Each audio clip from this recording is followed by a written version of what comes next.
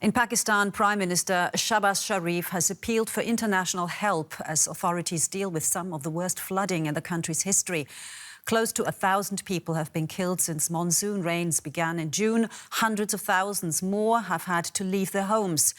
Pakistan has declared a state of emergency to deal with the disaster.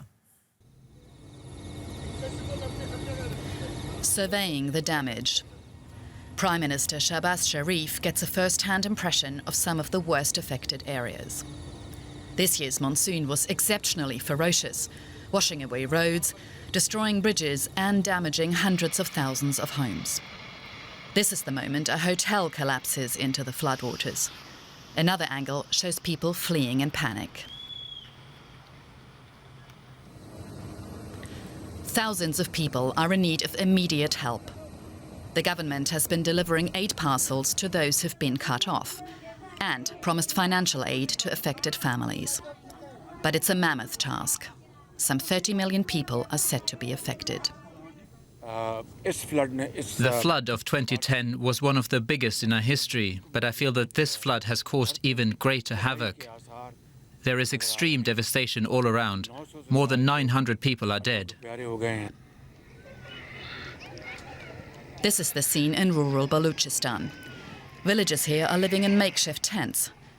Others sleep under the open sky, along with their animals.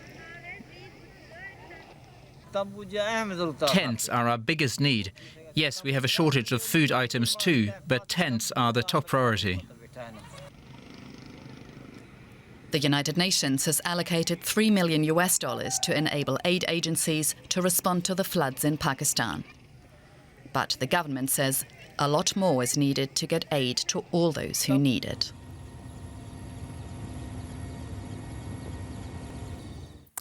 And for more, let's bring in Adil Sheras, Country Director for Care International in Pakistan. Adil, first of all, do give us a sense about the situation in Pakistan right now.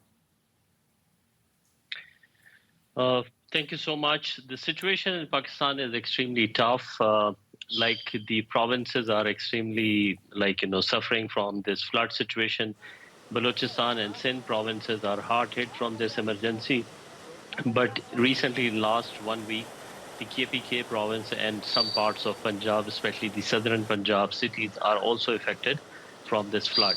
And day by day, the situation is getting extremely worse because more and more rains and flooding is coming. And it probably will still continue for another 10 days to 2 weeks. And situation even will get worse in coming days. Now, monsoon rain, the region experiences monsoon rain every year. What makes the situation so bad this time round?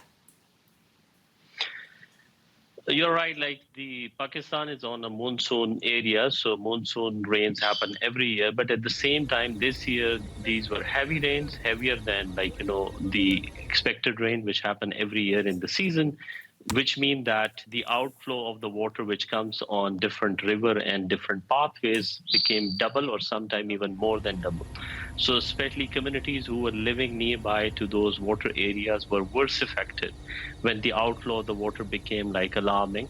And the water still continues in these areas. That's why there is huge devastation and calamity, especially in Balochistan and Sindh. As of now, more than 33 million people are affected across the country.